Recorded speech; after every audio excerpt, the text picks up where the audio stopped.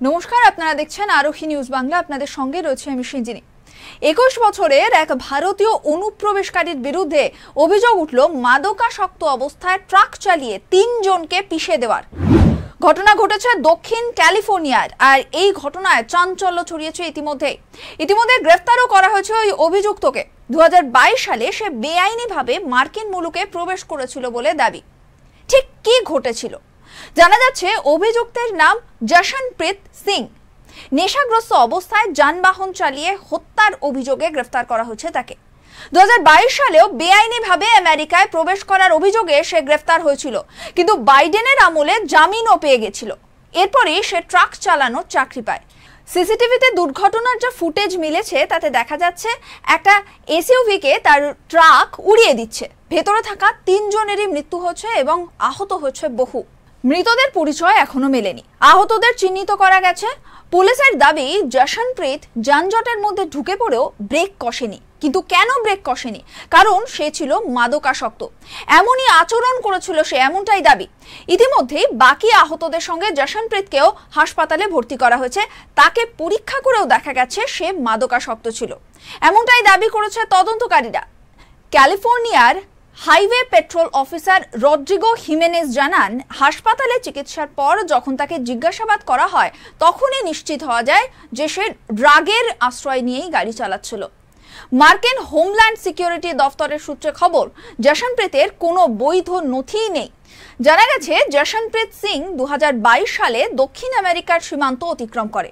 তারপর সেই বছরই মার্চ মাসে ক্যালিফোর্নিয়ায় এলো। সেন্ট্রো সেক্টরে বর্ডার পেট্রোল এজেন্টরা তাকে প্রথম আটক করে।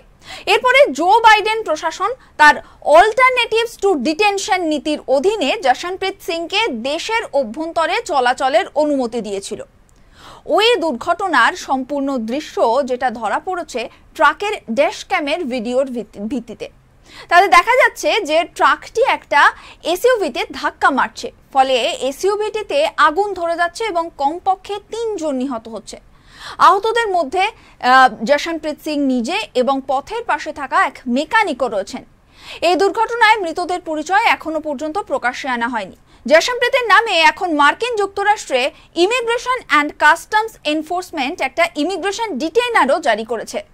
অন্যদিকে এই ঘটনা একটা প্রশ্ন তুলে দিচ্ছে, মার্কিন যুক্তরাষ্ট্রে অবৈধ অভিবাসীরা ট্রাক চালানোর সুযোগ পাচ্ছে কিভাবে?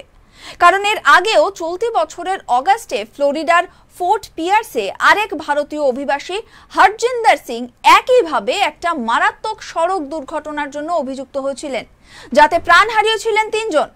2018 সালে অবৈধভাবে মার্কিন যুক্তরাষ্ট্রে প্রবেশ করেছিলেন হরজিন্দর।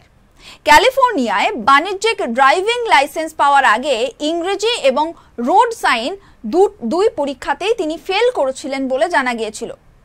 অভিযোগ উঠেছিল, ফ্লোরিডায় ট্রাক দিয়ে 3 জনকে পিষে দিয়েছিলেন তিনি। এই দুর্ঘটনাটা শুধু একটা মর্মান্তিক সড়ক বিপর্যয় নয়, বরং মার্কিন যুক্তরাষ্ট্রের অভিবাসন ও আইন শৃঙ্খলার গভীর সংকটকেও সামনে নিয়ে এসেছে। জশনপ্রীত সিং এর ঘটনাটা দেখিয়ে দিয়েছে কিভাবে অবৈধভাবে দেশে প্রবেশ করা এক ব্যক্তি মাদকাসক্ত অবস্থায় ট্রাক চালিয়ে এক মুহূর্তে 3টে নিরীহ প্রাণ কেড়ে নিতে পারে। প্রশ্ন উঠছে, এমন একজন ব্যক্তি কিভাবে বাণিজ্যিক ট্রাক চালানোর লাইসেন্স পেল? কেন প্রশাসনের চোখ এড়িয়ে এসে এত বড় দায়িত্বপূর্ণ কাজে যুক্ত হতে পারল? 2022 সালে বেআইনি পথে আমেরিকায় ঢোকার পরও জশনপ্রীতকে অল্টারনেটিভস টু ডিটেনশন নীতির আওতায় মুক্তি দেওয়া হয়েছিল। মানবিক দৃষ্টিকোণ থেকে নীতি হয়তো প্রশংসনীয়, কিন্তু এই ঘটনার পর তা কতটা নিরাপদ ও কার্যকর তা নিয়ে নতুন করে বিতর্ক শুরু হয়েছে।